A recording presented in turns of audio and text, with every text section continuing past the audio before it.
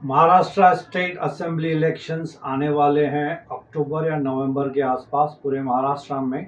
राज्यसभा की जो इलेक्शंस होने वाली हैं, मैं बात करूंगा इस वक्त नवी मुंबई की। नवी मुंबई में सिर्फ बीजेपी की तरफ से जो सुनाई पड़ रहा है हम लोगों को, कम से कम 6 कैंडिडेट्स हैं जो ये विश कर रहे हैं कि नवी मुंबई में बीजेपी की तरफ से उनको टिकट मिलनी चाहिए।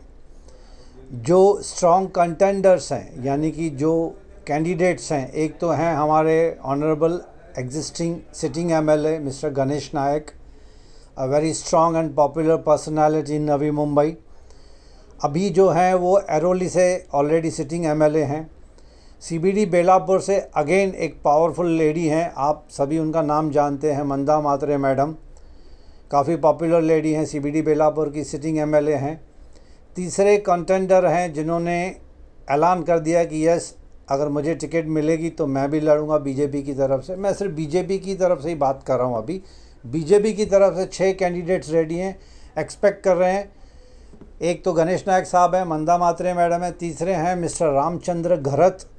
रामचंद्र घरत जो हैं वो ऑलरेडी ही is a former president of BJP Navi Mumbai. बहुत साल पहले वो फॉर्मर प्रेसिडेंट रह चुके हैं बीजेपी की तरफ से।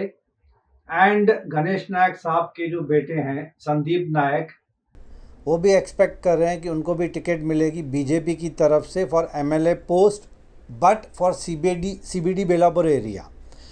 अब सीबीडी बेलापुर में ऑलरेडी एग्जिस्टिंग हैं MLA Manda Mhatre madam BJP की तरफ से, और बीजेपी के जो अभी करंट प्रेसिडेंट हैं mister Sandeep Naik, he is from the very strong family of Naik family.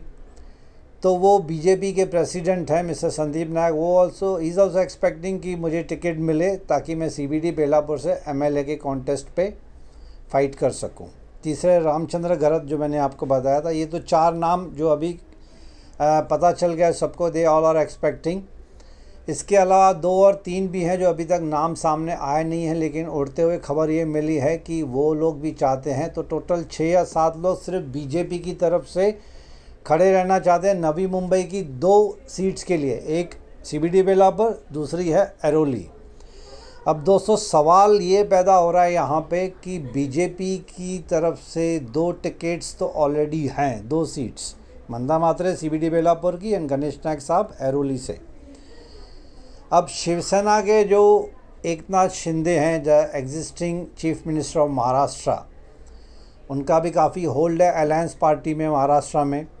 ये मेरी जजमेंट है, ये एजम्पशन एंड प्रिजम्पशन आप इनको मान के चलिए, हाइपोथेटिकल भी हो सकता है। ये मुझे ऐसे लगता है कि बीजेपी को हो सकता है 2 टिकट्स ना दे के, जो डिसाइडिंग अथॉरिटी है देवेंद्र फडणवीस साहब या उनके ऊपर जो अमित शाह हैं या फिर और कुछ लोग हैं, तो हो सकता है कि, ये मेरी अजम्पशन है, I may be wrong also, BJP को 2 टिकट्स मिले या ना मिले, आई डोंट नो।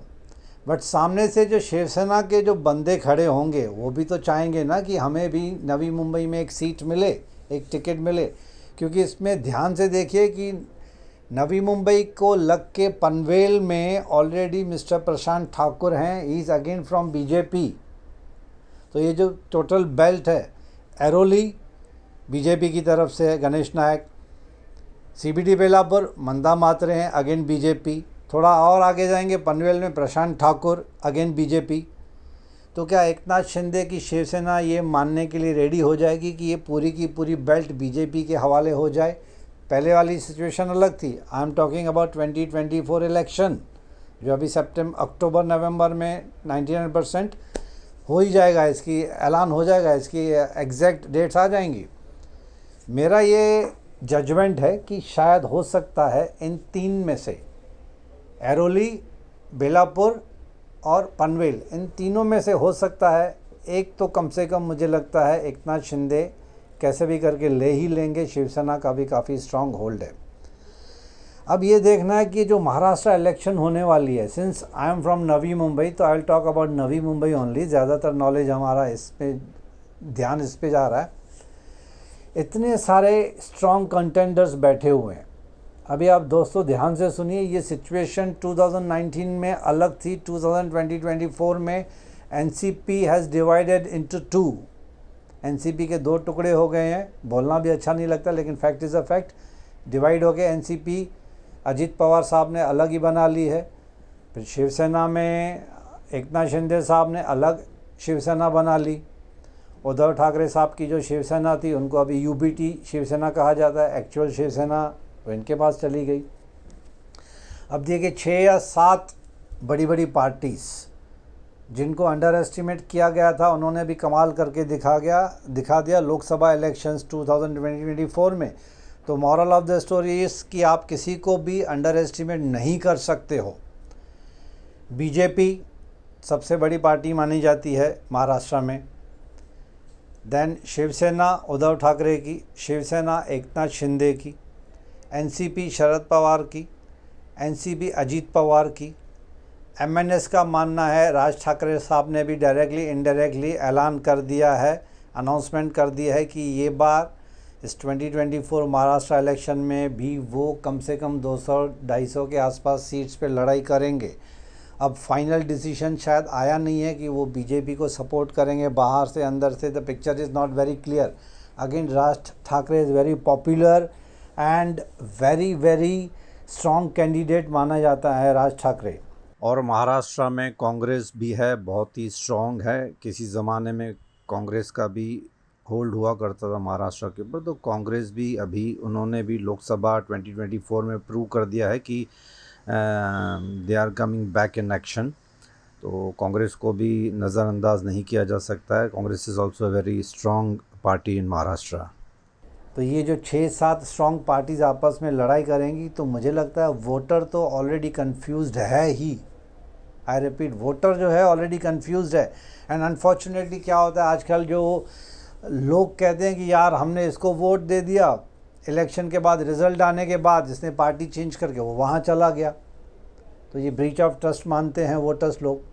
अब वोटर परेशान है, अब वोट दें तो किसको दें? 2 शिवसेना, 2 एनसीपी, बीजेपी अलग से, एमएनएस स्ट्रॉन्ग पार्टी अलग से है। इतनी सारी पार्टियां आपस में सिर्फ महाराष्ट्र के लिए लड़ेंगी बैठ के। तो खैर अभी तो we can not predict anything, क्योंकि जिन लोगों ने भी एग्ज़िट पोल किया था लोकसभा 2024 में, सबकी एग्ज़िट पोल गलत साबित हुई थी। तो इसके लिए हम एग्ज़िट पोल कुछ भी नहीं करेंगे। Let us wait and watch. We would wish good luck to all the strong parties of Maharashtra and we expect a good development in Maharashtra. जो कोई भी पार्टी जीत के आए, कॉमन पब्लिक तो यही चाहती है कि इंफ्रास्ट्रक्चर सुधरे, जॉब्स मिलें, इलेक्ट्रिसिटी पानी का प्रॉब्लम ना हो, एग्रीकल्चरल इश्यूज रिजॉल्व हो जाएं, फार्मर्स जो सुसाइड कर रहे हैं वो ना हो।